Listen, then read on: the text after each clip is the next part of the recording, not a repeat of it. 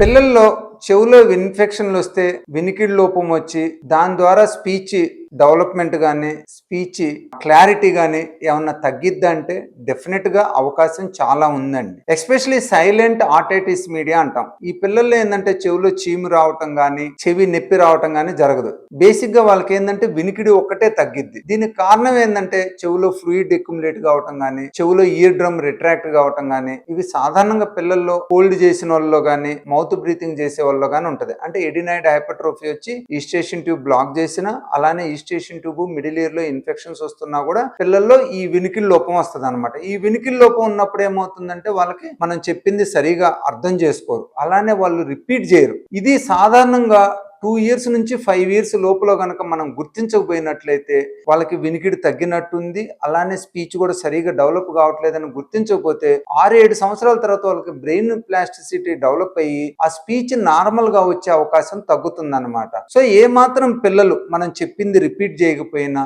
అంటే వాళ్ళు స్పీచ్ ని డిలే చేస్తున్నా అలానే స్పీచ్ చెప్పేటప్పుడు మాట్లాడేటప్పుడు కాన్ఫిడెంట్ గా మాట్లాడకపోయినా అంటే వాళ్ళు సరిగ్గా వినపడలేదు అనుకోండి, కాన్ఫిడెంట్ గా మాట్లాడలేరు, ఎలా ఆన్సర్ ఇవ్వాలనో తెలియదు. అలాంటి సిచ్యువేషన్ లో పిల్లలకి ఇమీడియట్ గా ఈఎన్టీ డాక్టర్ గారి దగ్గర తీసుకొచ్చి హీరింగ్ టెస్ట్లు చేయించాల్సి వస్తుంది అనమాట. సో మీ పిల్లల్లో మీకు ఏమాత్రం స్పీచ్ ప్రాబ్లమ్స్ అనిపించినా అలానే వినికిడి ప్రాబ్లం అనిపించినా హైదరాబాద్ లోని బేగంపేటలో ఉన్న మన ఏషియన్ ఈఎన్టీ కేర్ సెంటర్ తీసుకొచ్చినట్లయితే అవసరమైన టెస్టులు చేసి ఆ వినికిడి లోపాన్ని కనుక మనం ఇమీడియట్ గా కరెక్ట్ చేసినట్లయితే పిల్లల్లో స్పీచ్ అనేది నార్మల్ గా వస్తుంది, స్పీచ్ ఇంప్రూవ్మెంట్ ఈజీగా అయిపోయింది అనమాట. మనం డిలే చేసినట్లయితే 5 years తర్వాత నార్మల్ స్పీచ్ తీసుకురావడానికి చాలా కష్టపడాల్సి వస్తుంది.